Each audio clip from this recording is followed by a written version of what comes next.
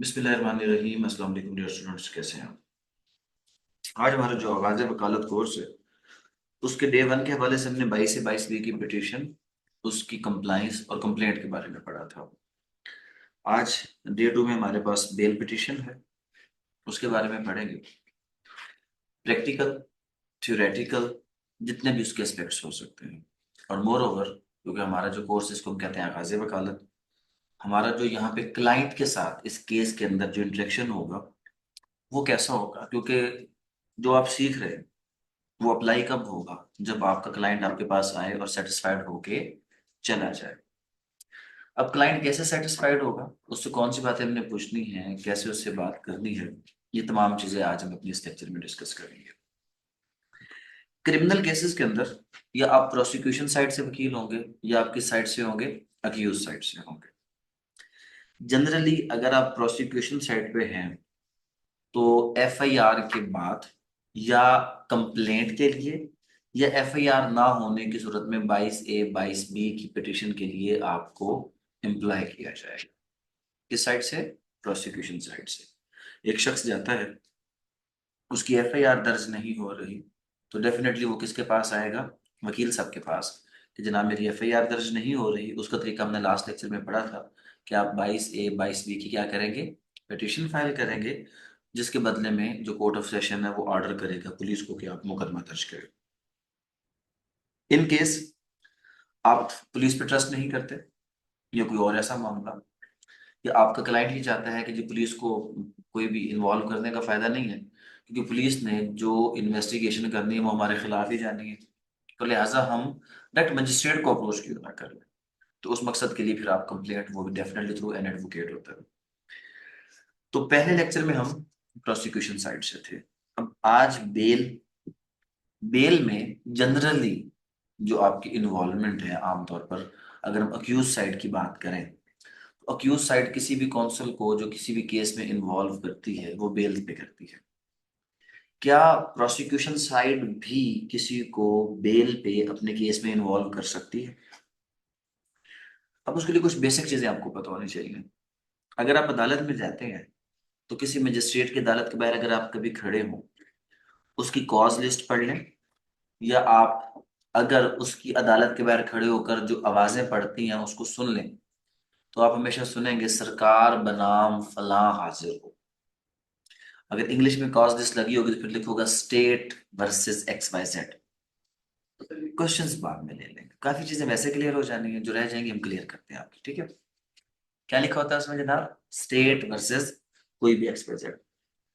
अब उसमें मसला ये है कि जो कंप्लेनेंट है हमारा वो तो शुएब साहब है जनाब, लेकिन मुकदमा जो वहां पे चल रहा है वो किसके नाम से चल रहा है? सरकार के नाम से चल रहा है। शुएब के नाम से क्यों नहीं चल रहा? उसका रीजन ये है कि जब किसी कॉग्निजेबल ऑफेंस की इंफॉर्मेशन स्टेट को दे दी जाए, और स्टेट बेसिकली ये अपना काम और इस इंफॉर्मेशन को रिकॉर्ड करने के लिए पुलिस को बिठाती है। जब आप पुलिस को किसी कॉग्निजेबल ऑफेंस की इंफॉर्मेशन देते हैं, तो as we know that it is the duty of the state to provide criminal justice to its subjects. तो दैट्स व्हाई पुलिस कहती है कि भाई साहब आपका काम क्या हो गया, अब खत्म। आपने हमें एफआईआर लिखवा दी, अब क्योंकि ये कॉग्निजेबल ऑफेंस है, हम खुद ही इसको इन्वेस्टिगेट करेंगे और हम खुद ही इसको मजिस्ट्रेट के सामने ले जाकर पेश करेंगे। और सीआरपीसी ये भी कहता है कि ऐसे किसी भी मामले में पुलिस को केस को फॉरवर्ड करते वक्त, पुलिस रिपोर्ट को आगे फॉरवर्ड करते वक्त किसी भी कंप्लेनेंट को साथ ले जाने की जरूरत नहीं है। तो जब आप एफआईआर दर्ज करवाते हैं तो एफआईआर के बाद रियासत कहती है कि ठीक है जनाब शेख साहब आपका काम खत्म। आपका काम था इंफॉर्मेशन देना, अब इस केस को आगे लेकर चलना किसका काम है? स्टेट का काम। तो जब वो स्टेट के नाम से केस चला, स्टेट ने कॉग्निजेबल ऑफेंस था, मुलजिम पकड़ लिया। जब स्टेट ने मुलजिम पकड़ा तो वहां पर जब दूसरी पार्टी जमानत के लिए आती है, तो प्रैक्टिकली जहन में रखें जमानत सिर्फ उस सूरत में मिलेगी जब पुलिस उस अक्यूज को जुडिशल कर दे। क्या कर दे? इनफैक्ट पुलिस जुडिशल नहीं करती, मजिस्ट्रेट जुडिशल करता है। क्या मतलब क्या है इसका? अच्छा, इसमें ना तो वो फिल्मी सीन होते हैं, एफआईआर दर्ज होती है, पुलिस हीरो को पकड़ने आती है, हीरो पहले कहता है हाँ जी क्यों आ गए हो जी, मेरे पास क्या है, जमानत है। ये कहानी नहीं होती। जमानत किसी पर्टिकुलर एफआईआर में होती है, और अगर किसी एक वकूए में कंटिन्यूअस ऑफेंस में एक से ज्यादा एफआईआर दर्ज हो जाए, सब में जमानत करवानी पड़ती है। एक शख्स ने कसूर से गाड़ी चोरी कर ली, नाजायज असले के साथ उसने किसी को कत्ल कर दिया, कत्ल की एफआईआर अलग होगी, नाजायज असले की एफआईआर अलग, और गाड़ी चोरी की एफआईआर अलग। ऑल दो, क्योंकि as per code of criminal procedure ये सारे जो ट्रायल हैं ये कोर्ट ऑफ सेशन देख सकता है, बट समटाइम्स एफआईआर क्या हो गई है, अलग अलग हो गई है। तो अगर वो किसी एक ऑफेंस में जमानत पे चला जाए तो इसका ये मतलब नहीं है कि बाकी ऑफेंस में जमानत करवाने की जरूरत उसको। ईच एंड एवरी एफआईआर, और किस एफआईआर में जमानत मिलेगी, जिसमें either he was nominated or suspected to be nominated. ये जमानत एवं नहीं मिलती, ये किस में मिलती है, किसी एफआईआर में मिलती है। अब क्योंकि ये सारा मामला किसकी मुद्दत में चला गया, सरकार की, स्टेट की, तो लिहाजा जब कोई भी शख्स पकड़ा जाता है तो स्टेट जाती है जी हमें रिमांड दे दे। अब एक चीज क्लियर कर ले, रिमांड स्टेज पर बेल नहीं होती, समझिए मेरी बात की, रिमांड स्टेज पर बेल नहीं होती। और अगर अफेंस ही बेलेबल है और आप बेल करवाना चाहते हैं तो you have to contest the remand. आप पहले क्या करेंगे, रिमांड कॉन्टेस्ट करें। हाँ उसमें ये जरूर है, आसिफ सैयद खोसा साहब की जजमेंट है, और आसिफ सैयद खोसा साहब ने बड़ी हैरानी का इजहार किया दैट हाउ अ मजिस्ट्रेट, ये उनका जो लहजा था, सेमिनार में भी वो उन्होंने इस चीज को रिपीट किया कि how a magistrate refuse bail in bailable offences. Bailable offences में आप बेल रिफ्यूज कर रहे हैं, ये होना चाहिए ही नहीं। और फिर एक जजमेंट है 1998 की, जो ये कहता है कि in bailable offences even there is no need of bail petition. Police आई है कि जी रिमांड चाहिए, the court has the power कि वो उसी रिमांड पेपर पर ही उसको क्या दे दे, जमानत दे दे। ये मैं आपको बेलेबल ऑफेंस का बता रहा हूं। अब क्योंकि केस चलना है पुलिस की मुद्दत में, पुलिस बंदे को पकड़ के आ गई, हमें इसका क्या चाहिए, रिमांड चाहिए। अगर ऑफेंस बेलेबल है तो आप अदालत में कहेंगे रिमांड को कॉन्टेस्ट करने का मतलब क्या, that there is no need of remand. क्यों, तो जनाब बेलेबल ऑफेंस है जनाब, ऑलरेडी 24 घंटे या 2 दिन पुलिस के पास ही बंदा रह चुका है, कोई रिकवरी शिकवरी मतलब, असल में जो रिमांड में सबसे बड़ी जो वो मेन ग्राउंड है, जो वो रिकवरी करवानी है, निशानदेही करवानी है। और आपका फिर उसका जवाब ये होता है कि जनाब रिकवरी की भी जरूरत कोई नहीं, निशानदेही की भी जरूरत नहीं है। तो यहाँ पे कोर्ट उसको पहले क्या करेगा, जुडिशियल, और फिर आप उसकी क्या मूव करेंगे, बेल एप्लीकेशन। क्लियर होगी ये बात, रिमांड इन्वेस्टिगेशन के लिए होती है, remand is for the investigation, जिसमें पुलिस आती है। रिमांड का मतलब है किसी भी अथॉरिटी को किसी शख्स को वापस कर देना। पुलिस आती है कि जनाब investigation has not been completed, so हमें ये बंदा वापस चाहिए। और आप उसमें कहते हैं बेलेबल ऑफेंस है जनाब, इसमें आप रिमांड देके क्या करेंगे, हम शामिल तफ्तीश होने के लिए तैयार हैं। रिमांड डजंट मीन मारपीट, remand mean to be part of the investigation. या अगर अपना स्टेटमेंट देना तो आप उसमें अदालत को कहते हैं जनाब हम हर किस्म की इनके साथ पुलिस के साथ तावन के लिए तैयार है, और हम जमानत देते हैं कि जब जब हमें पुलिस स्टेशन पे बुलाया जाएगा हम जाके वहां पे क्या करेंगे, शामिल तफ्तीश हम हो जाएंगे। इन बातों पर अदालत, अब इसमें अगर आप जो चीज मैं समझाना चाह रहा हूं अगर आप वो देखें तो सारी बहस हो रही है अक्यूज और किसके दरमियान, स्टेट के दरमियान। तो जनरली जो कंप्लेनेंट साइड होती है वो यहां पर वकील अपॉइंट नहीं भी करती, क्योंकि उसके लिए कौन आ गया, पुलिस भी आ गई। और प्रोसिक्यूटर जो है जो अदालत में खड़ा है उसका भी यही काम है कि वो लोगों को सजा दिलवाए। बट अगर आप इफेक्टिवली केस को लेकर चलना चाहते हैं और आप कहते नहीं जी मेरा केस जो है ना वो मैं कहीं पर भी कोई इसमें किसी किस्म की डेफिशिएंसी नहीं छोड़ना चाहता, तो फिर इस स्टेज पर भी वकील अपॉइंट कर लिए जाता है कि जनाब आप अदालत में जाएं और जाकर इस शख्स की जो बेल है उसको डिफेंड करें। कि वो ना करवा सके। वो किस ग्राउंड पे आप डिफेंड करते हैं कि जी प्रीवियसली कन्विक्ट है जनाब, आदि मुजरिम है जनाब, सुप्रीम कोर्ट की जजमेंट है कि आदि मुजरिम जो होगा उसको जमानत नहीं मिलनी चाहिए, जमानत मिलेगी कल को फिर जुर्म करेगा, एस्केप हो जाएगा, ऑलरेडी एस्केप्ड है, प्रोक्लेम्ड है, वो जो जो ग्राउंड आपके हक में आते हैं आप वहां पे जाके, यानी कि इस स्टेज पर भी वकील को अपॉइंट किया जा सकता है, आमतौर पर होता नहीं है, बट अगर कोई पार्टी करना चाहे तो कर सकती है। बेल में जनरली आप बेल करवाने वाले अक्यूज की तरफ से पेश होते हो। एक वकालत नामे से प्रोसिक्यूटर हट जाता है जी, वो तो होता ही होता है, अलोंग विद द प्रोसिक्यूटर आप भी साथ जाके खड़े हो जाते हैं। स्टेट ने तो अपना नुमाइंदा भेजना है ही है, आप भी किसकी साइड से हो गए, कंप्लेनेंट की साइड से हो गए। आपने भी जाकर, जो जज साहब की राइट साइड है वहां पे कौन खड़ा होता है, वो आपकी कंप्लेनेंट साइड होती है, और लेफ्ट पे कौन खड़े होते हैं, वो डिफेंडेंट और रिस्पोंडेंट होते हैं। तो आपने भी जाकर राइट साइड पे खड़े हो जाना है।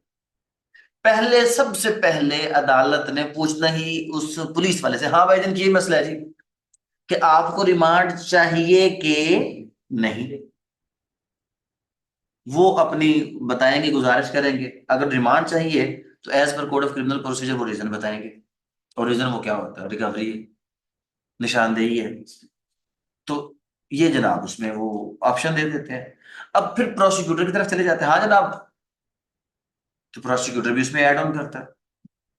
अब अगर आपने प्राइवेट पर्सन एडवोकेट खड़ा किया है तो फिर वो वहां पर कहता है, जनाब मैं भी कुछ गुजारिश करना चाहता हूँ, जनाब ये इसका ये मामला है, इसका ये मामला है, इसका ये इशू है, अगर हम इसको छोड़ेंगे तो ये सारा मामला हो जाएगा। तो कोर्ट देखता है कि वाकई ये बंदा तो बात क्या कर रहा है, सही कर रहा है। तो अदालत चाहे, यहां पर पहले एक बार अदालत ने उसको क्या करना है, अगर रिमांड में कोर्ट ना भी भेजे तो उसको पहले क्या करेगी, जुडिशियल। जुडिशियल करने का मतलब है कि उसको जेल भेज दिया जाए। पहले बंदा किधर था, थाने, अब किधर चला जाएगा, जेल। जेल कोई शख्स कितनी बार जाता है, 2 बार, ड्यूरिंग ट्रायल और आफ्टर कन्विक्शन। यहाँ पे वो ड्यूरिंग ट्रायल किधर चला गया, जेल। अब उसकी बेल मूव होगी, अब उसकी क्या मूव होगी, बेल मूव होगी। अगर वो बेलेबल ऑफेंस था तो फिर तो नॉर्मली रिमांड पेपर भी हो जाती है। अगर नॉन बेलेबल ऑफेंस था तो अदालत कहती है, चलो ठीक है फिर जुडिशियल करते हैं, जुडिशियल करके उसको किधर भेज दिया, जेल। फिर आप उसकी जमानत लगाते हैं, और अब उस जमानत को कंटेस्ट करने वाला पहला शख्स प्रोसिक्यूटर होता है। पुलिस, जुडिशियल होने के बाद पुलिस का काम क्या हो गया, खत्म। अब कौन आ जाएगा, प्रोसिक्यूटर। तो जमानत के केसेस में आपका पहला मुखालिफ प्रोसिक्यूटर होता है, जो आके वहां पर कॉन्टेस्ट करता है कि जिसको जमानत। इसलिए जब आप कोई भी केस, कुछ भी जमानत दायर करते हैं, अदालत कहती है जिसकी कॉपी भेजें जी प्रोसिक्यूटर को, और कहते हैं हाँ जी प्रोसिक्यूटर से बताया जी आप क्या कहते हैं, जमानत मिलनी चाहिए या जमानत नहीं मिलनी चाहिए। तो फिर वो लड़ाई होती है प्रोसिक्यूटर और वकील के दरमियान। क्रिमिनल केसेस में जो जमानत की ज्यादातर लड़ाई है वो किसके दरमियान है, प्रोसिक्यूटर के दरमियान, और किसके दरमियान है, वकील के दरमियान है जनाब। अब वहां पर जो शख्स डेफिनेटली कोर्ट को सेटिस्फाई करेगा उसके अकॉर्डिंगली कोर्ट अपना फैसला करेगा। अभी मैं पिटिशन की तरफ नहीं जा रहा, प्रोसीजर समझा रहा हूँ। बेल पिटिशन एक्सेप्ट हो गई, मामला खत्म हो गया, नहीं, मामला तो शुरू हुआ।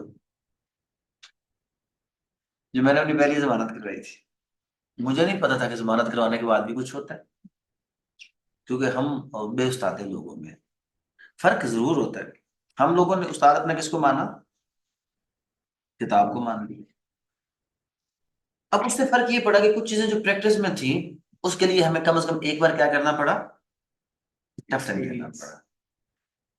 जो प्रैक्टिस वाले लोग होते हैं उनके इसके साथ कोई ताल्लुक नहीं होता, उनको प्रैक्टिकल चीजों का तो पता होता है, लेकिन वो काफी जगह पर क्या होता है, स्टेप बैक होता है जहां पर वो प्रॉपर आर्ग्यू करना होता है, उनको इस चीजों का अंदाजा नहीं होता।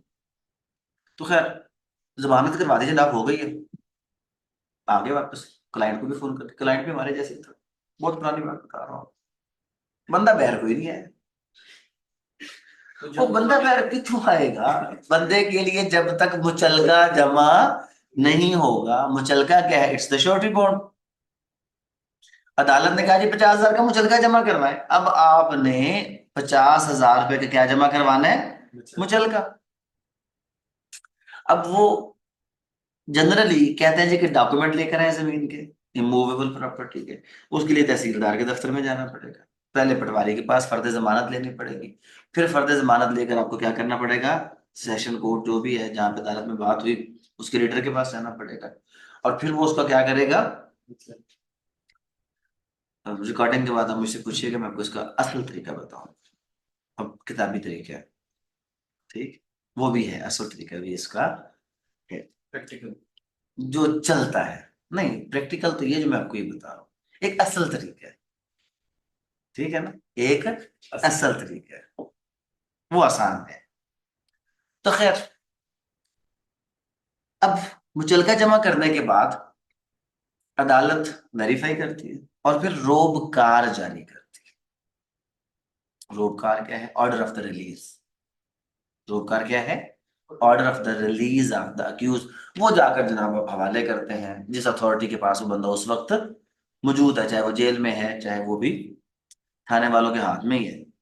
तो आप कहते हैं जनाब ये रोबकार पकड़ो तो बंदा साडा छट। घर नहीं हो सकता। जी, घर नहीं हो सकता। नहीं घर हो तो फिर हम जमानत क्यों करवाएं, हाँ हो सकता है, घर हो सकता है in case of bail before arrest. In case of bail before arrest, वो बंदा पहले अदालत में पेश हुआ, फिर जमानत होने के बाद आपने उसको घर भेज दिया, तो फिर डेफिनेटली वो किधर होगा, घर। फिर आप उसका रोबकार उसके हाथ में देंगे, भी ए रोबकार पकड़, क्या करो। अब यहां पर फिर बात खत्म नहीं हुई, ठीक है, रोबकार पकड़ा दिया कि तेरी जमानत होगी, ये ऐसे कर, नहीं, अगली पेश, क्योंकि जो जनरली अगर मैं बेल बिफोर अरेस्ट की बात करूं तो होती है इंटरम में, पहले क्या होती है वो, इंटर। इंटरम होती है, कंफर्म तो होती नहीं, कंफर्म होती है शामिल तफ्तीश होने के बाद, और अगर बेलेबल फेंस होगा तो फिर कंफर्म हो जाती है, लेकिन नॉन बेलेबल फेंस इतनी जल्दी कंफर्म नहीं होती।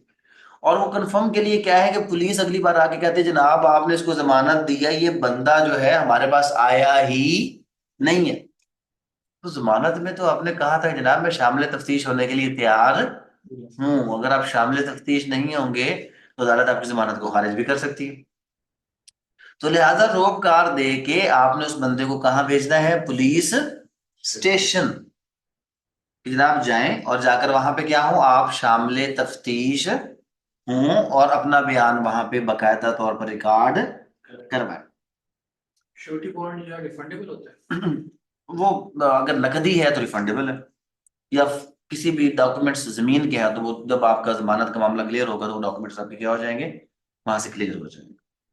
अच्छा क्या हुआ फिर, शामिल तफ्तीश हो गए, शामिल तफ्तीश होकर पुलिस आपकी स्टेटमेंट लेती है, फिर अगली पेशी पे पुलिस आती है और आके अदालत को बताती है कि आप शामिल तफ्तीश हुए कि नहीं हुए। अगर शामिल तफ्तीश हुए तो क्या पुलिस को आप रिक्वायर्ड हैं या नहीं। तो पुलिस आके वहां पे कहते हैं कि हमने मुलव्वस पाए या मुलव्वस नहीं पाए। Depending upon the police report आगे आपकी अदालत डिसाइड करती है कि वो उस इंटरम बेल को कंफर्म करे कि इंटरम बेल को कंफर्म ना करे। ये तमाम वो स्टेप्स हैं जो कहां पर होते हैं, अदालतों के अंदर। समझ आ गई। अब क्लाइंट आ गए जी आपके पास, हम फर्ज करते हैं जी अक्यूज है, अक्यूज बेल बिफोर अरेस्ट के लिए भी आएगा और अक्यूज बेल आफ्टर अरेस्ट के लिए भी आएगा।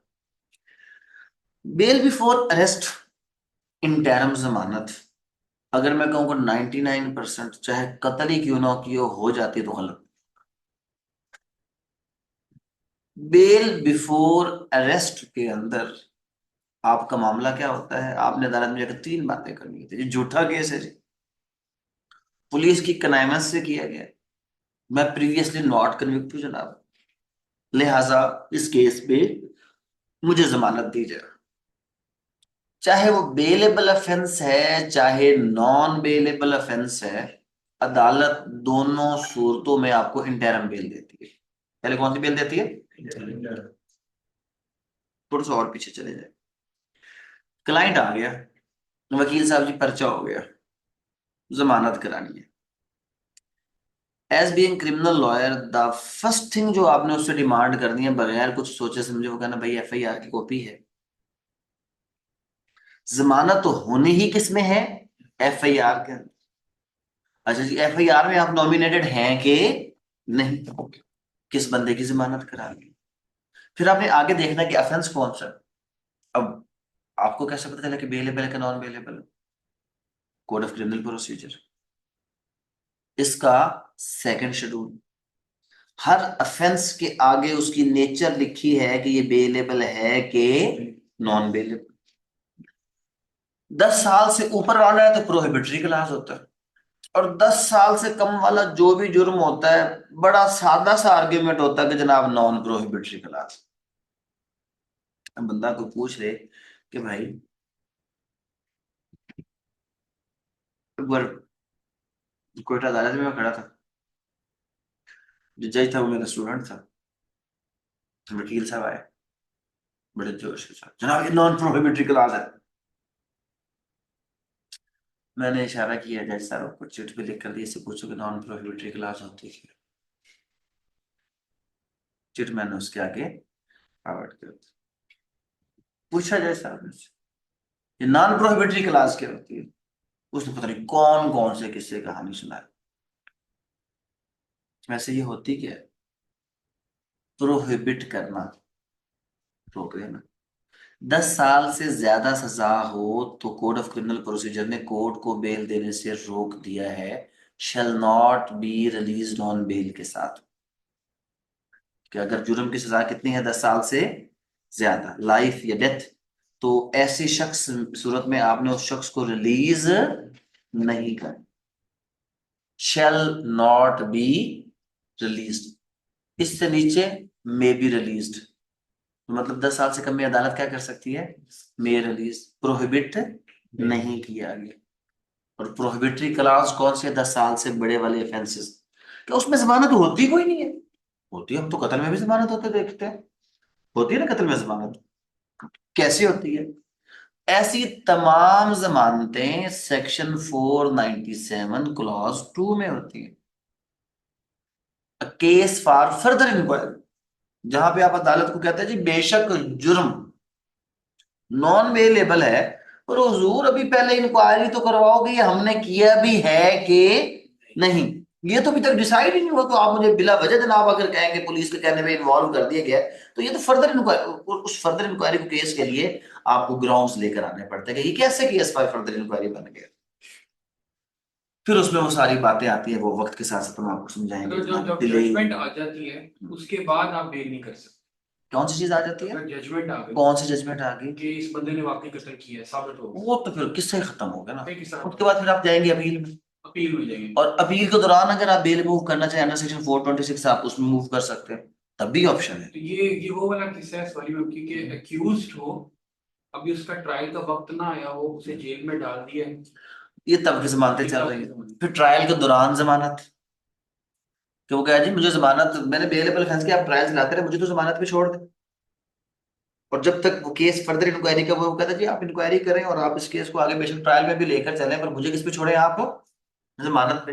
कि मैं तो लाइकली टू बी एक्विटेड हो जनाब इस केस में। अब वो लाइकली टू बी एक्विटेड है या नहीं है, वो ग्राउंड्स जो आपने बेल पिटिशन में लिए और जो एक्सप्लेन किए, इट विल डिफाइन कि आप लाइकली टू बी एक्विटेड हैं या नहीं। अच्छा, कुछ अगर उससे थोड़ा सा, क्योंकि आज मैं कोशिश कर रहा हूँ, आज चीजें मैंने बढ़ा दी, आमतौर पर हम इतनी चीजें नहीं करते, तो कहते हैं दे मार समाचार उठाए और उठा के शुरू कर दिए। और जो चीजें भी अब मैं बता रहा हूँ ना, आप जहन में रखेंगे ना, जिस दिन भी आप अदालत में जमानत लेकर जाएंगे, एक एक चीज ऐसी ही होती है आपको वहां पे नजर आ जाएगी। आप ये लेक्चर सुन लीजिएगा, उसके अकॉर्डिंगली आपने क्या करना है, चीजों को वहां पे जाके मूव करना शुरू। वापस आ जाते हैं जी, क्लाइंट आया जमानत करा देंगे, जमानत करवाने वाली साइड पे चल जाते हैं। पहली गल, FIR की कापी है जी? नहीं है तो जनाब सबसे पहले क्या दो? FIR की कॉपी। नंबर 2 क्वेश्चन, वो बंदा फड़या कि नहीं फड़या? If he has been arrested, bail before arrest under section 498। If he has not been, अगर अरेस्टेड है तो फिर 96-97। अगर अरेस्टेड नहीं है तो फिर 498 बेल बिफोर अरेस्ट। अब जो आपने आगे पिटिशन लिखने के लिए उसको स्टार्ट करना है FIR की कॉपी आने के बाद, अगला स्टेप क्या है कि आप बेल बिफोर अरेस्ट के लिए जाएंगे या बेल आफ्टर अरेस्ट? अगर अरेस्ट नहीं हुआ तो बेल बिफोर अरेस्ट, और अगर अरेस्ट हुआ तो बेल आफ्टर अरेस्ट। अरेस्ट नहीं हुआ तो चाहे अफेंस बेलेबल है चाहे नॉन बेलेबल है, 498। और अगर अरेस्ट हो गया और अफेंस बेलेबल है तो 496, नॉन बेलेबल है तो 497। ये डिसाइड कर लिया हमने। नहीं जी हजी नहीं फड़ेगा क्या, तो कौन सी बेल लगेगी? Before arrest. किसके पास? हमेशा कोर्ट ऑफ सेशन के पास। किसके पास लगती है हमेशा? कौन सा कोर्ट ऑफ सेशन? जिसके अंदर वो मजिस्ट्रेट और वो थाना और वो सारी जुरिस्डिक्शन जहां पे बनती है, वहां पर जाके आपकी बेल बिफोर अरेस्ट लग जाएगी।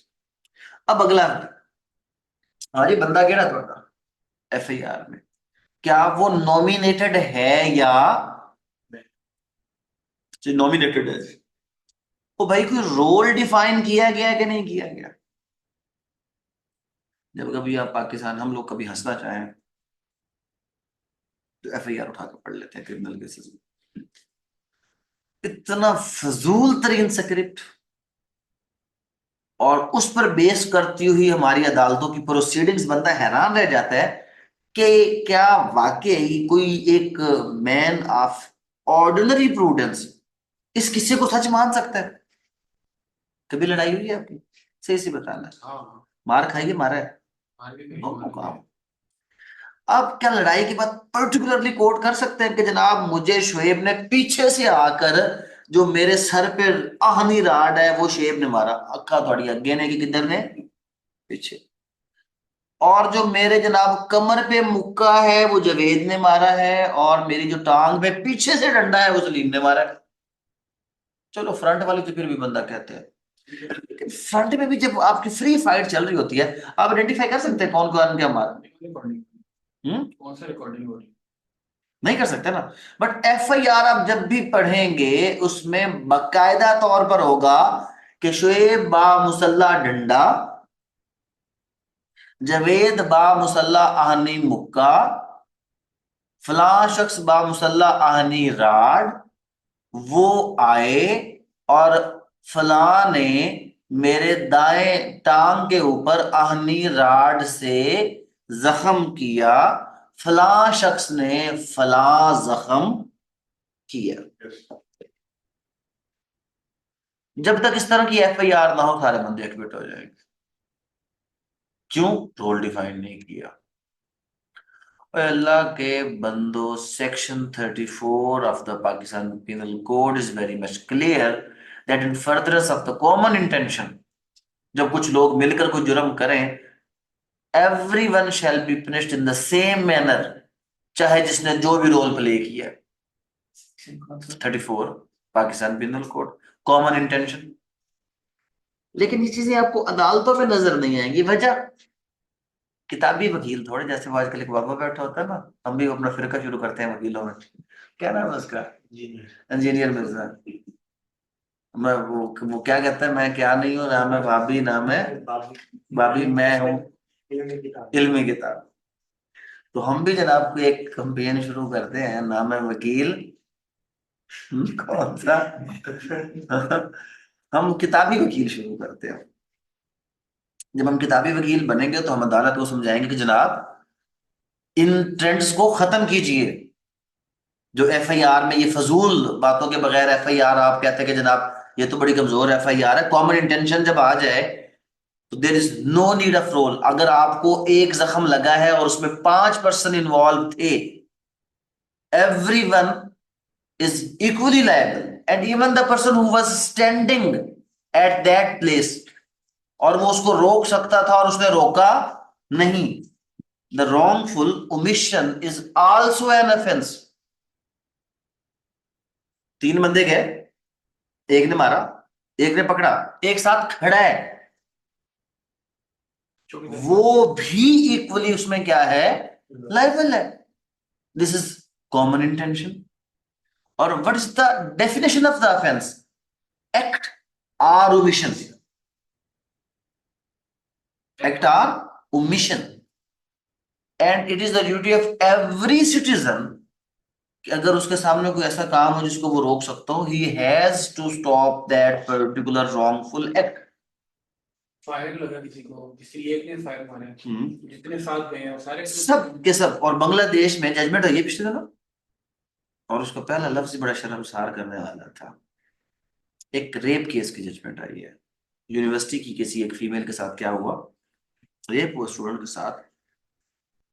18 accused were hanged till death with the verdict that it is not Pakistan। ये पहला लफ्ज था। उसने कहा ना, ये पाकिस्तान नहीं है।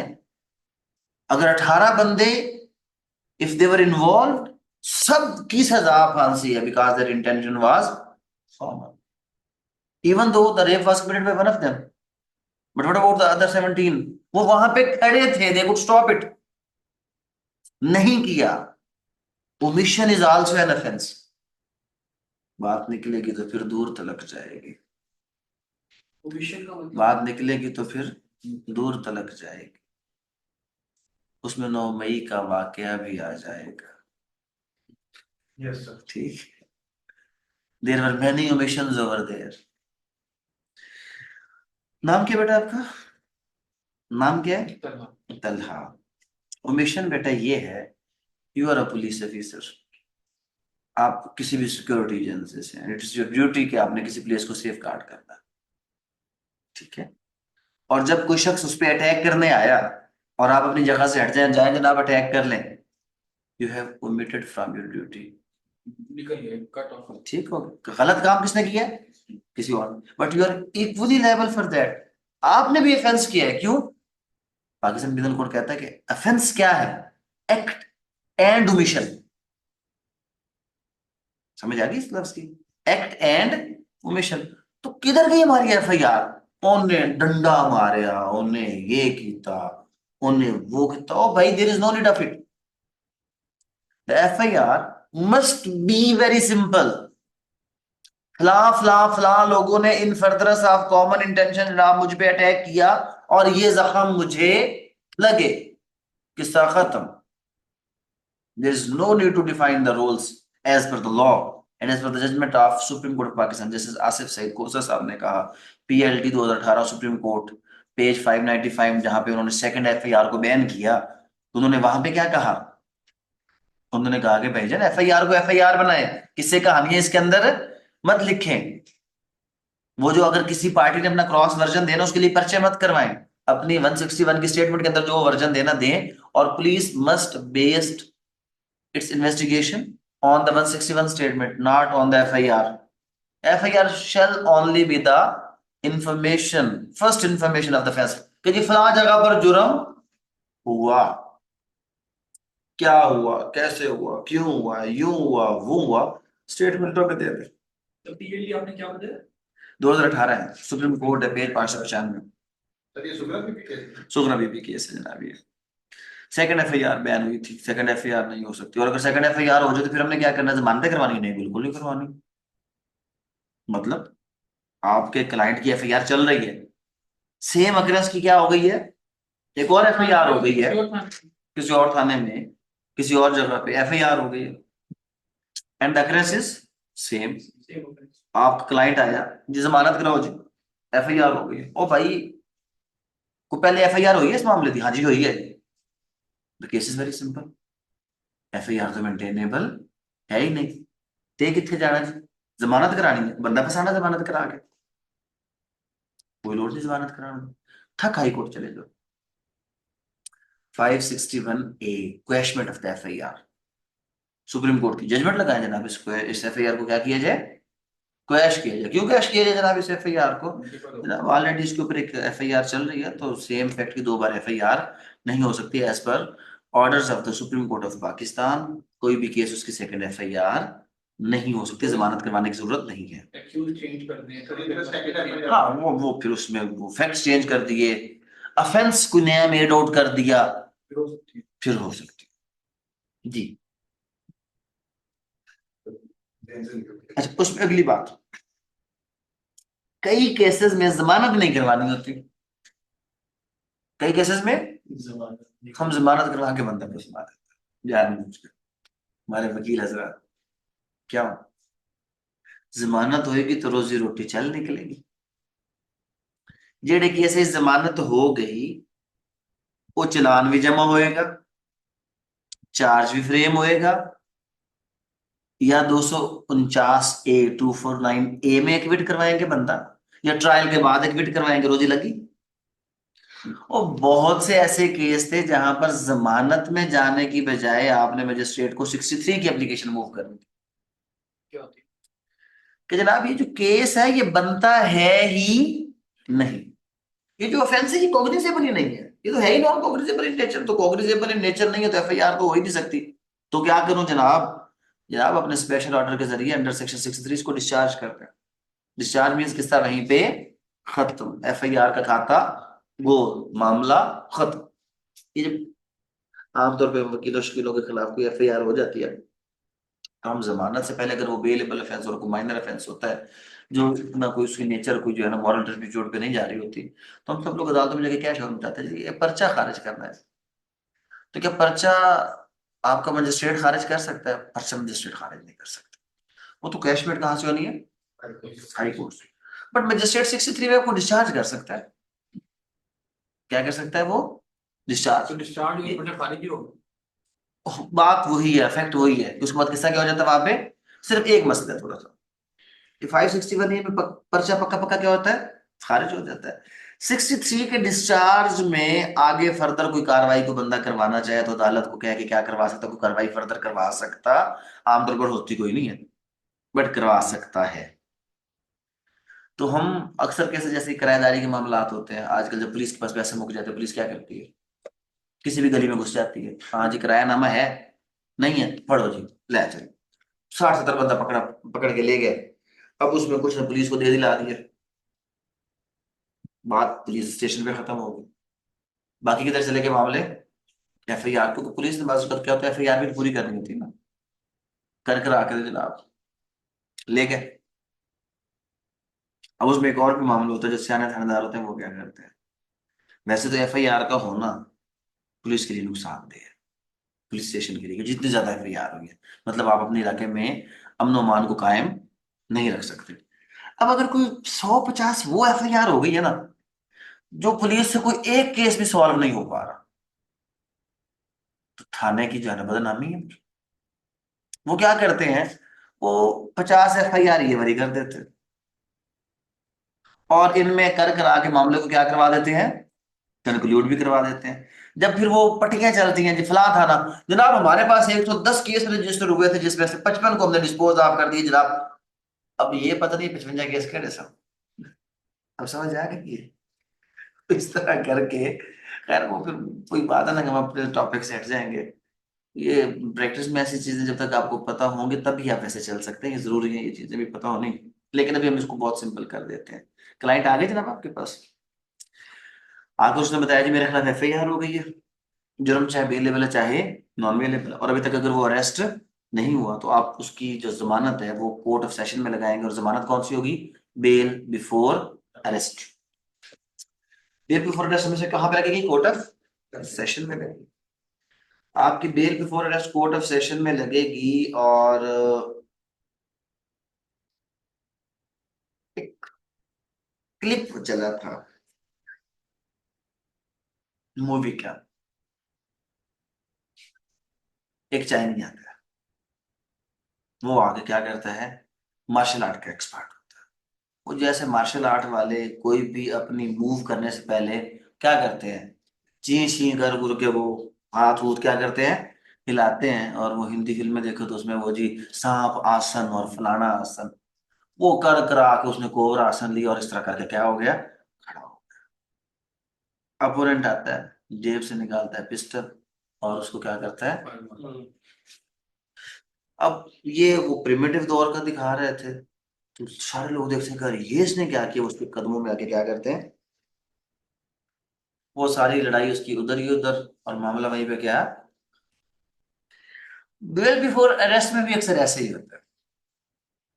आप पूरी रात लगाते हैं अगर आप नए वकील हैं तो, किस लिए, केस रात रात, ये करो वो करो, ख्वाब में ख्याल में आपको 7 बार उसके ऊपर आर्ग्यूमेंट करते हैं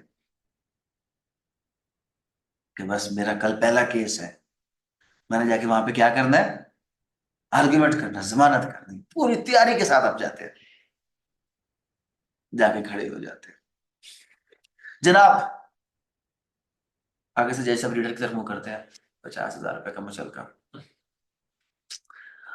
आपको समझ ही नहीं आई होती, जनाब ये, रीडर कहता है हुजूर जमानत हो गई है, अगली गल इधर आ जाए।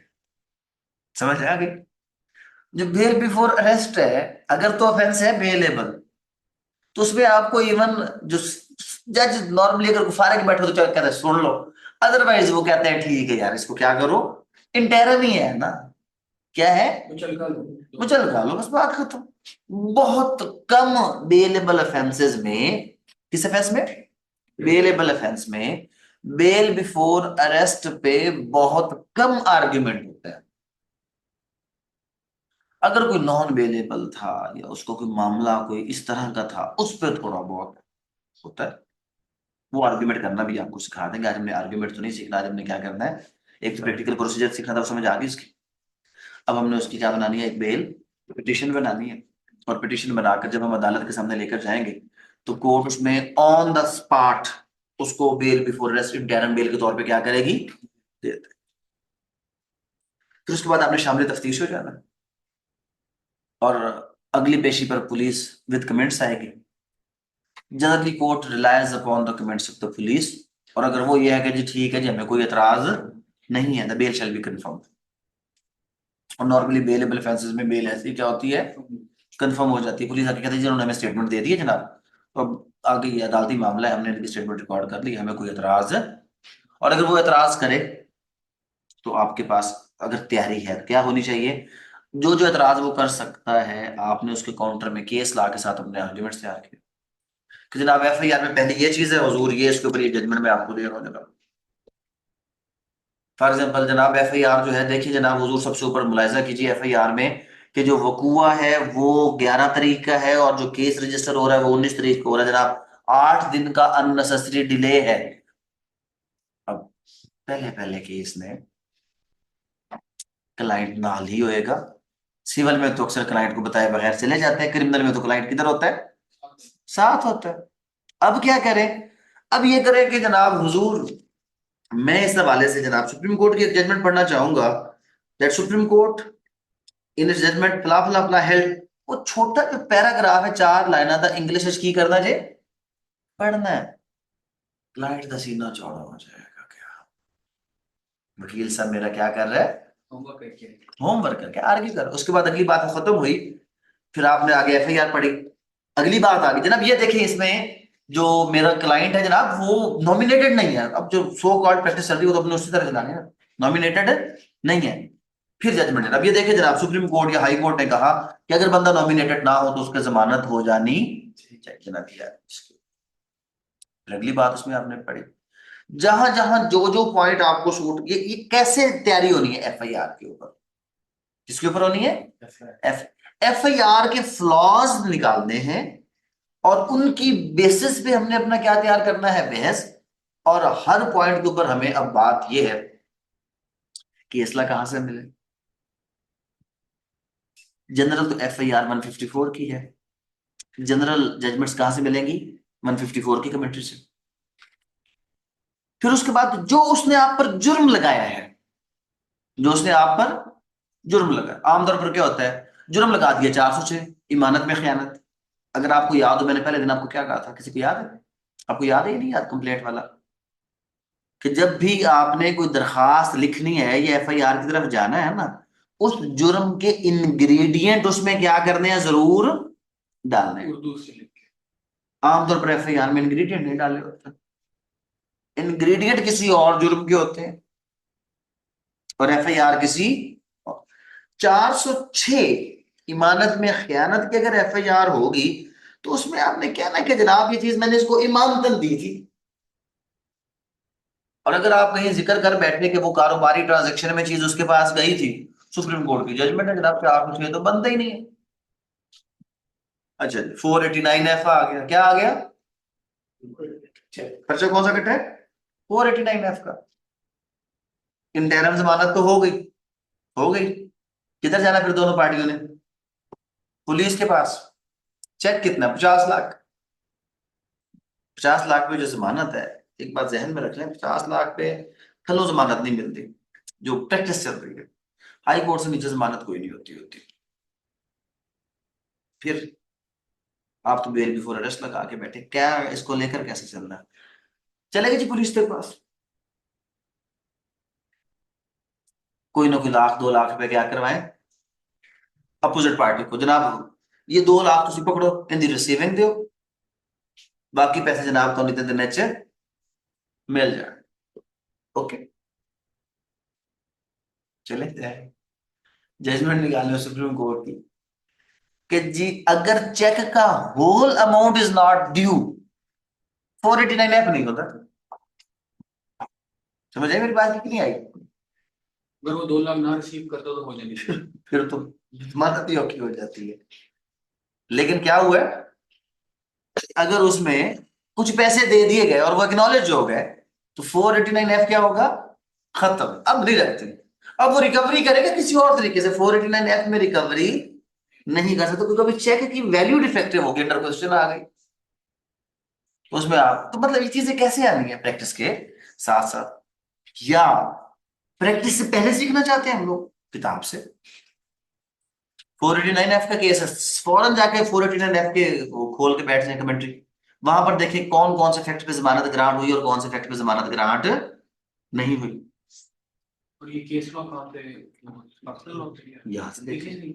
इसके अंदर जो जितना एक बिगिनर को चाहिए वो यहाँ पे मौजूद है। अगर आप थोड़ा सा एडवांस सर्च करना चाहते हैं, फिर Pakistan law site, next week इंशाल्लाह हम आपको पाकिस्तान लॉ साइट जो है उसका बकायदा वो केस लॉ सर्च करना वहां से सिखा दें, कंप्यूटर से अवेलेबल करवा रहे हैं आप लोगों के लिए, ताकि जो भी काम आपका चले वो किस तरह चले सारा इंशाल्लाह प्रैक्टिकल होगा। कुछ चीजें समझ आ गई? अब आ जाइए, अब आसान कर देते हैं। अब हम देखते हैं कि हमने बेल की पिटीशन कैसे लिखनी होती है। जो बेल की पिटीशन है ज्यादातर सरकारी है। सरकारी का मतलब वो होता है कि वो paragraphs which need not to be amended, सादे सादे लिखते जाएंगे। किस अदालत में जानी है जी बेल हमारी? सेशन कोर्ट में जानी है। तो स्टार्ट में क्या लिखते हैं, in the court of session, और लाहौर आ गए जी। बेल एप्लीकेशन कौन सा साल चल रहा है हमारा? 2024। एप्लीकेशन को नंबर कौन लगाएगा? अदालत लगाएगी। यहाँ पे किसका नाम लिखना है? पिटिशनर का। और वर्सेस कौन आ गया? स्टेट। और मैंने आपको कहा कि जो जमानत है वो किसमें होनी है? किसी खास FIR, FIR number 262/09 2009, old Anarkali थाना के अंदर, जो उसमें FIR नंबर 262, ये उसमें जमानत दी गई। इसका क्या मतलब है? साल कौन सा? 2009।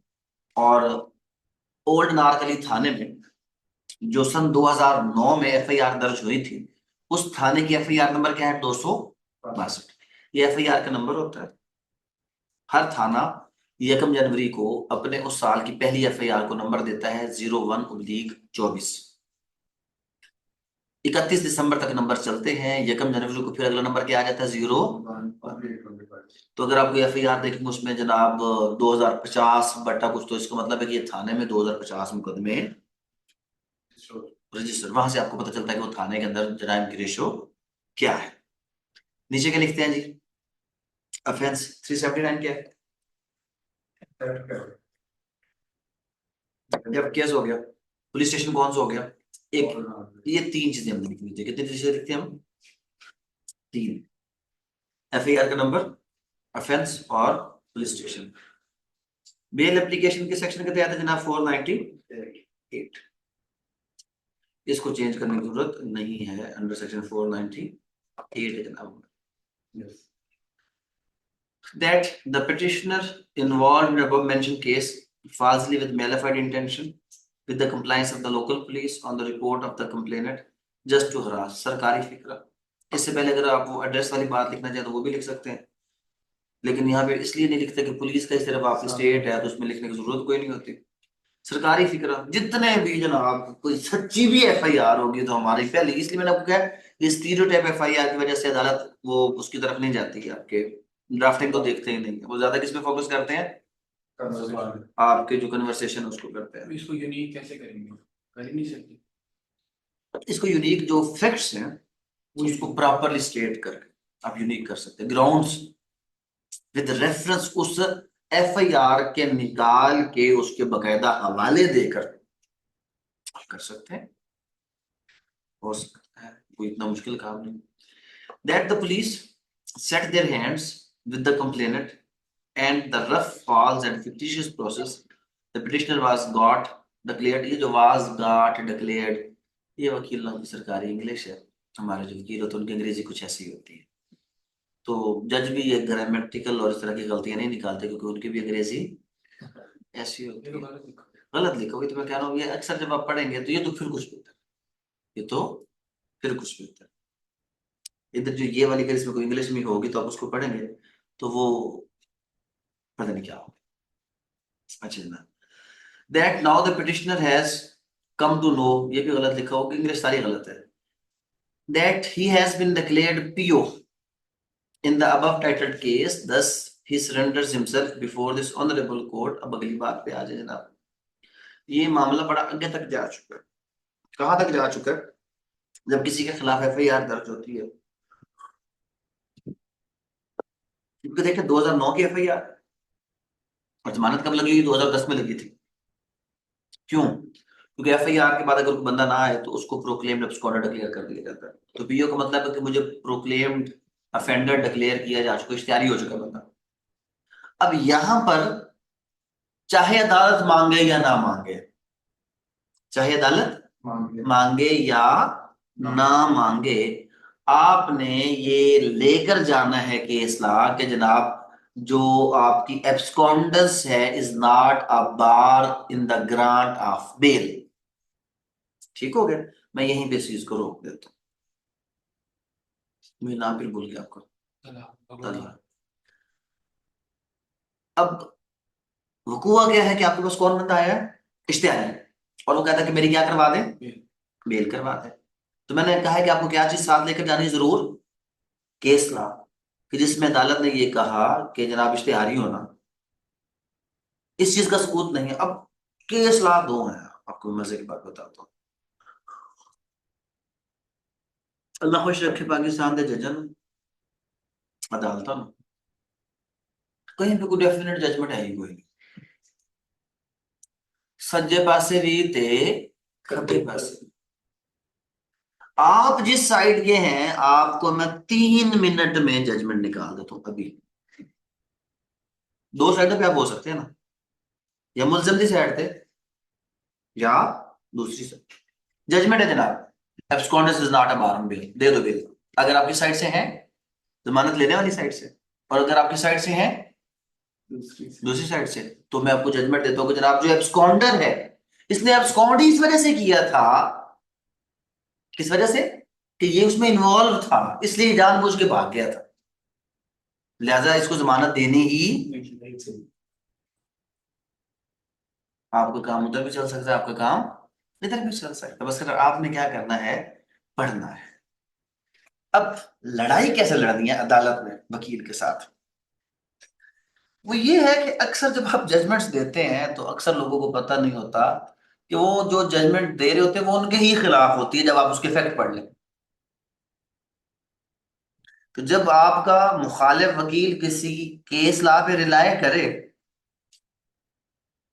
आप उसके फैक्ट पढ़ लें। 3 केस में ऐसा हुआ, जज साहब ने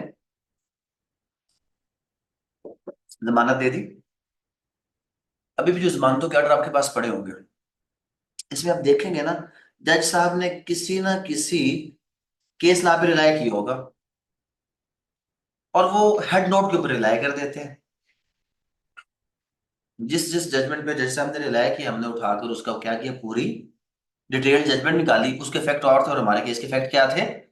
और थे। इस सिंगल ग्राउंड पे हाई कोर्ट ने कहा भाई साहब किस्सा खत्म, ये तुम क्या कर रहे हो? तो केस ला जिस पे तुम रिलाय कर रहे हो उसको तो फैक्ट ही क्या है, कुछ और है। ये तो अपनी हर चीज का हल मौजूद है, सिर्फ आपने करना क्या? तो जो प्रेसिडेंट होता है उसके लिए जरूरी होता है कि वो सब सेम फैक्ट सेम हुआ, प्रेसिडेंट एप्लीकेबल होगा ना। तो इस तरह तो बहुत रेयर होगा, फिर तो प्रेसिडेंट इसीलिए सुप्रीम कोर्ट की जजमेंट है कि क्रिमिनल केसेस में every every matter shall be decided on the facts. and the facts of the criminal case are different, so every case shall be decided on merits. There is no importance of case law in the criminal. ये आपको पता हो, ये judgement रख ले, जहां पर अगले बंदे ने पूरी तैयारी के साथ 15 जजमेंट्स दी हैं, आप स्टार्ट यहां से करेंगे, जनाब मेरे मोअज़्ज़ज़ वकील ने बहुत ज्यादा जजमेंट्स दी हैं, लेकिन जब सुप्रीम कोर्ट की जजमेंट है कि जो क्रिमिनल केस है वो मेरिट्स पे आता है, उसमें जो जजमेंट्स हैं वो फैक्ट्स चेंज होने की वजह से वो सेम एप्लीकेबल नहीं होते, तो जनाब पहले तो ये डिसरिगार्ड कर दें। अब अगली बात मैं अपनी करना चाहता हूँ, तो वो सारा ये जो उसने बोला। अगर आप प्रॉपर तरीके से उसको लेकर चलें तो। सर व्हाट इफ हमारा कोई केस बहुत एप्पल पूरी कर लीजिए, फिर आपका एफ उफ आप, ठीक है, सिर्फ 5 मिनट दे दें। अच्छा जी, अभी इसी के साथ ही मैंने आपको क्या सिखाना है, अब आपने पॉइंट ध्यान में रख लिया, क्या पॉइंट है, इश्तिहारी की जमानत, उसके लिए हमने क्या तलाश करना है, केस फेवर में भी और अगेंस्ट भी। अब आपको मैंने ये सिखाना कि ये किस किताब से मिलेगा, किस सेक्शन से मिलेगा और उसका तरीकाकार क्या। क्लियर होगी ये बात, चलते हैं आगे। इसके एक आसान तरीका भी है, लेकिन अगर आप हाई कोर्ट में है, किसी अच्छी लाइब्रेरी के करीब है, आप ट्रैक चले जाए जनाब हाई कोर्ट में, फोटो कॉपी वाले के पास, यार वो इश्तिहारी वाला केस ला को याद होती भाई, जजमेंट काट दे, उनको याद होता है, मैं आपको फौरन क्या करेगा, किताब उठाएगा, कॉपी करके दे दे, और कोर्ट उन्हीं पे रिलाय करती है, जो फोटो कॉपी आती है किताब की। सॉफ्ट जजमेंट सुप्रीम कोर्ट ने कह दिया कि सॉफ्ट जजमेंट एक्सेप्ट ना करो, क्यों, अमेंड करके लिए जाए तो फिर, इसलिए सुप्रीम कोर्ट ने सॉफ्ट जजमेंट को क्या कर दिया है, और सुप्रीम कोर्ट कहता है कि नहीं, जजमेंट्स खाली कहां से आनी है। एक पुराना केस हुआ था, उस बंदे ने हाई कोर्ट की लाइब्रेरी में 4 साल की किताबें पब्लिश करवा के रखवा दी थी। साल बाद केस हुआ, उसने जनाब कहा कि जी फलां जजमेंट, उन्होंने कहा जजमेंट, उन्होंने कहा जी वो मंगवाई थी किताब लाइब्रेरी से किताब, उसमें जजमेंट की जरूरत थी, और पाकिस्तान में कोई मैकेनिज्म नहीं था जिससे आप उस जजमेंट को क्या कर सकें, आप उसको रेटिफाई करें कि ये सही है या क्या है, गलत है। तो जब कोई जुर्म करते हैं मुजरिम, नहीं नहीं, वो तो बाद में वो सिर्फ जो है ना, वो जो लाइब्रेरियन था उसके मुंह से कहीं निकला था, ये ऑफिशियल ऑन द रिकॉर्ड बात आई नहीं थी कभी। अपने मोहतरम साबिक गवर्नर पंजाब में मैंने पब्लिक करना है लेक्चर, दैट्स व्हाई नाम लेने से पहले सोचना पड़ता है। मोहतरम के बारे में सुप्रीम कोर्ट ने कहा था, मैं नहीं कहता, हाई कोर्ट का फैसला लिया, सुप्रीम कोर्ट को दिया, रिलीफ लेते हुए वहां से पकड़े गए, जजमेंट तलाश करके देना मेरा काम है, उस बंदे का नाम तलाश करके कल मैनू दसना तुम्हारा काम है कि हु वाज दैट एडवोकेट जिसने हाई कोर्ट का जो फैसला है, क्योंकि सुप्रीम कोर्ट में जब भी कुछ हम करते हैं तो हाई कोर्ट के फैसले की क्या लगती है, कॉपी, उसने हाई कोर्ट के फैसले की कॉपी में कुछ लफ्ज, अब लीगल और इलीगल में खाली आपने आई ही मिटाना है तो क्या हो जाएगा, बात बुरी होगी, उसने ऐसा कुछ किया। इवन मैं आपको ऐसे बंदे बता सकता हूं कि जिन्होंने जाली रोजगार बनवा के जेलों से क्या किए, बंदे, उसमें भी ऐसा ही कुछ हुआ था, और वो सुप्रीम कोर्ट की जजमेंट का भी हिस्सा बन गई थी वो बात।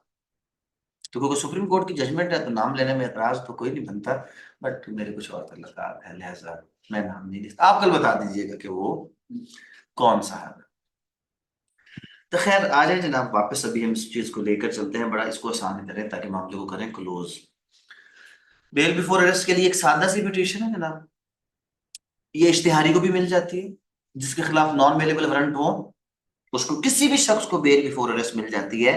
आपने जाकर ये कहना है कि अगर वो पूछे जी इश्तिहारी हो चुके हो, शायद इश्तिहारी कर दिया गया हो, और अगर वो ऑन द रिकॉर्ड आ गया कि आप इश्तिहारी हो चुके हैं तो फिर आप जजमेंट जाकर दे देंगे जनाब कि उसमें नॉर्मली ये होता है कि मुझे तो पता ही नहीं था कि मेरे खिलाफ कोई ऐसी कार्रवाई, एक बात, और अगर कहीं पे कोई उसका कनेक्शन है कि it was in your knowledge that an FIR has been launched against you, तो फिर ये होता कि जनाब वहां पर हालात ऐसे थे कि अगर मैं ठहरता तो लोग मुझे जान से मार देते, just to save my life जैसे अगर कोई इस किस्म के जो ऑनर के लेंगे इस किस्म का कोई इश्यूज हो जाता है तो वहां पे क्या होता है, समटाइम्स अगर बंदा मौके से ना भागे, जैसे ये मामला हो गया जरा फायर से कब आर्ग्यूमेंट किसी के ऊपर कोई ये तौहीन और इस किस्म के जो मामला है वो हुए, तो उसमें नॉर्मली अफेंड क्या करते हैं, भाग जाते हैं।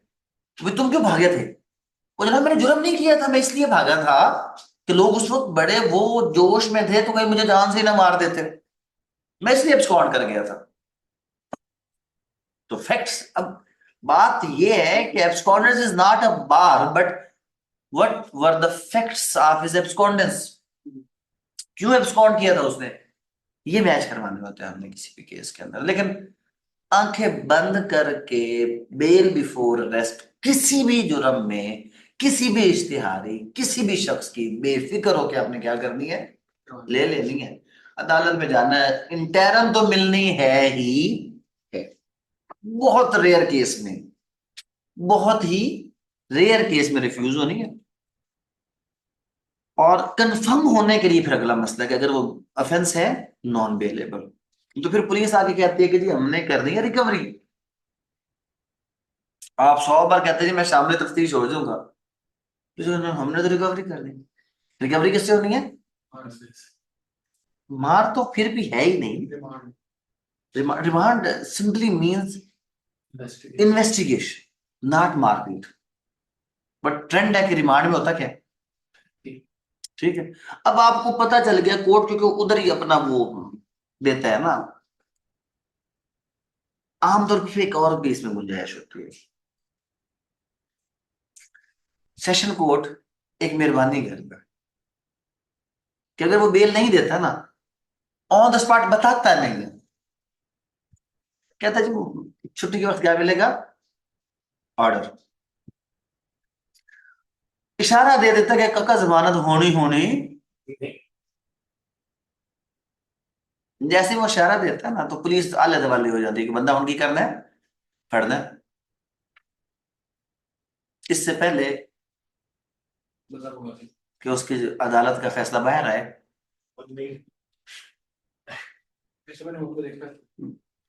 आप 2 बजे अदालत में चले जाए, कुछ लोग आपको जेबों पे ऐसे हाथ रख के ना भागते हुए नजर आएंगे, ये सारे कोई नहीं जिन्हें जमानत खारिज हो गई है।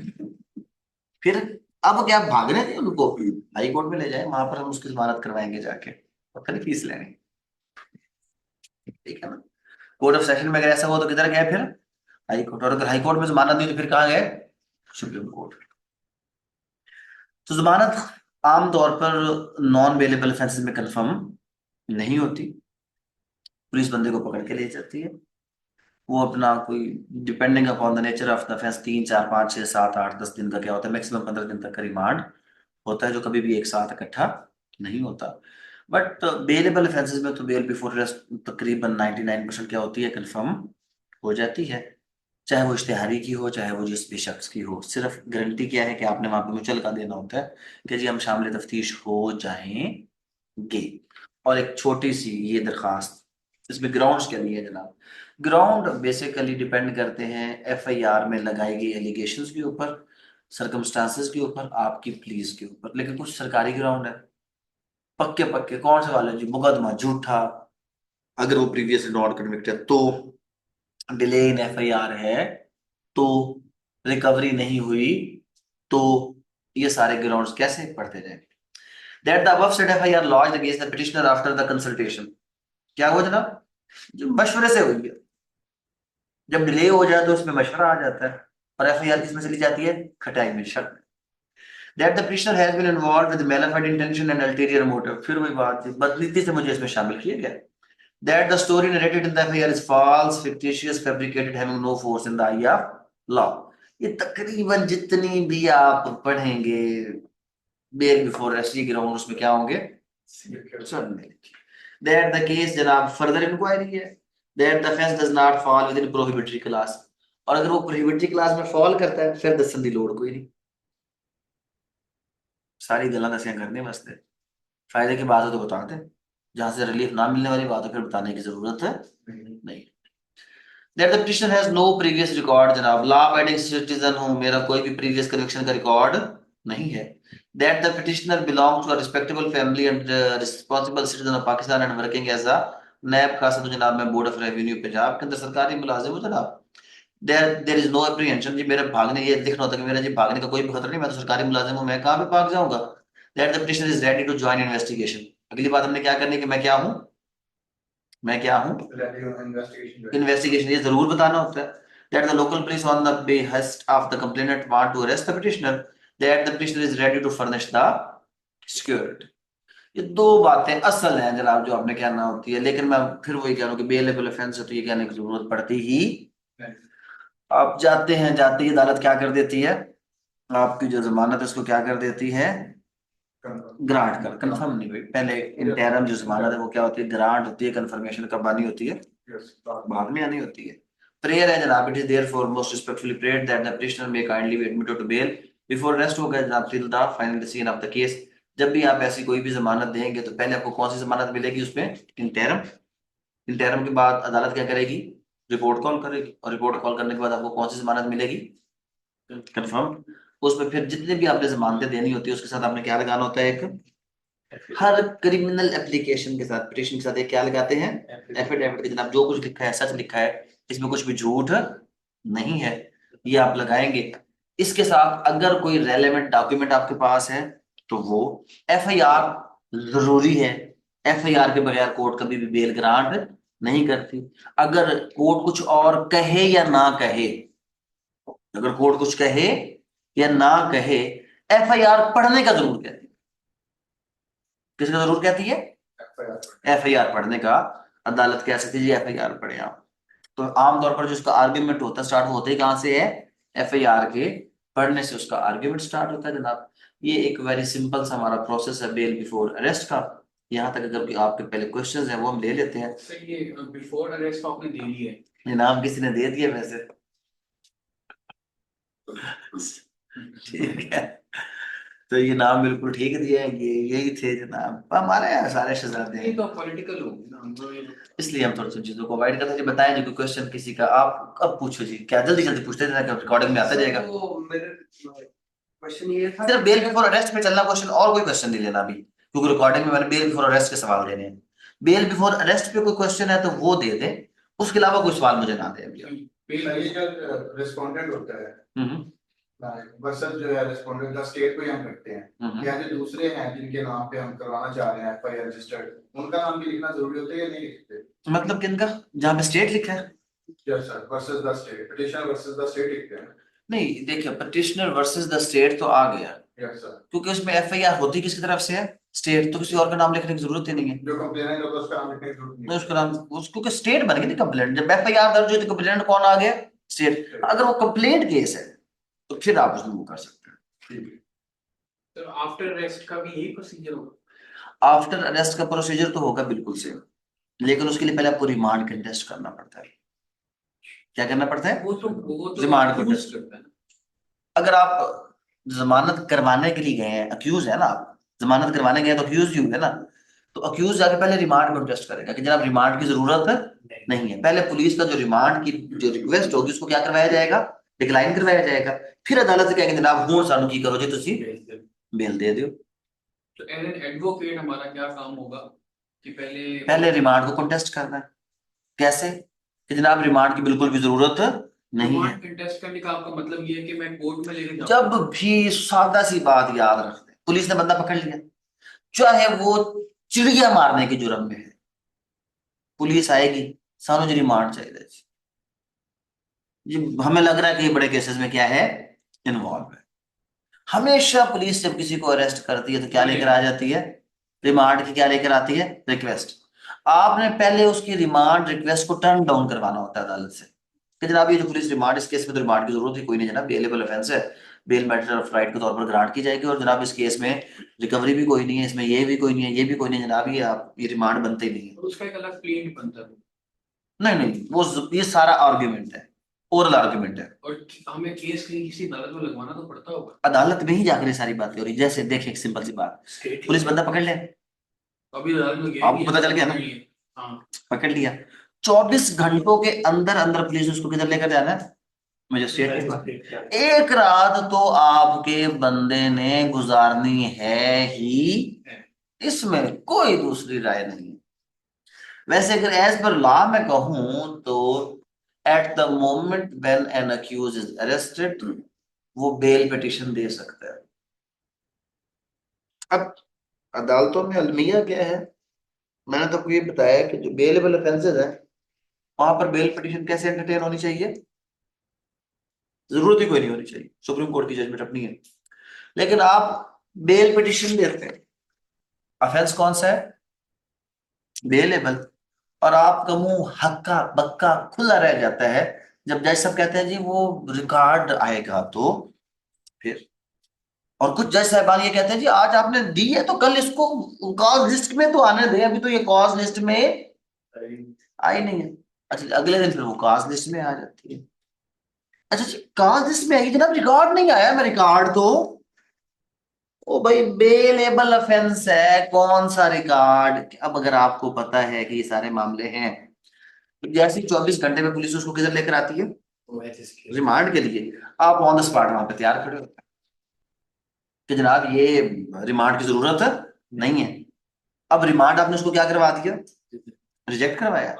अब उसके बाद होनी तो रिमांड पेपर पे जमानत चाहिए, अदालत कहती जी तुम्हारी दरखास्त कितने है, फिर हम साथ में ना करें जनाब ये बेल पिटिशन जनाब आप इसको क्या करें, कंसिडर कर लें, ताकि अदालत को ऑर्डर पास करने में भी क्या हो, आसानी। और सर जो ये वैसे लेमन पूछ रहा हूँ सवाल कि स्टेट के जो हम क्राइम करते हैं वो मजिस्ट्रेट के पास ऑटोमेटिकली केस सेट हो जाता है। जब एफआईआर दर्ज हो गई है तो केस सेट हो तो एफआईआर, एक जो पुलिस थाने होते हैं ना, इसका हर थाने का एक इलाका मजिस्ट्रेट होता है, हर थाने का क्या होता है, इलाका। तो पुलिस पर लाजिम है कि वो जब भी एफआईआर दर्ज करती है उसने उस बंदे को अपने मजिस्ट्रेट के पास ले जाना होता है ही है। मॉडल टाउन का जो मजिस्ट्रेट है उसके अपने थाने, एफआईआर आई है ना, अब आपने वो केस मॉडल टाउन में लगाना है, कैंट में लगाना है, या आपने केस मेन कचहरी में लगाना है, आपको कैसे पता चलेगा थाना कौन सा है।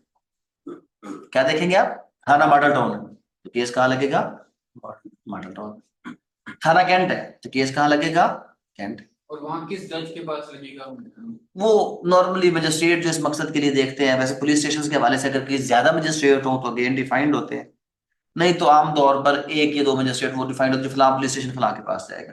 आप जाके पहले पता करते हैं कि जनाब वो मॉडल टाउन थाने का केस कौन सा मजिस्ट्रेट लेगा, वो आपको बताएंगे जी फलां साहब है वो केस लेता है। तो जो मजिस्ट्रेट है उसके पास, क्योंकि लेकर तो पुलिस नहीं आना है, आपने उसकी अदालत में क्या होना है, पहले पहुंचे होना है। अगर नहीं पहुंचे होंगे तो पुलिस की क्या कोशिश होती है कि कन्नी कतरा कर ले जाए और रिमांड लेकर,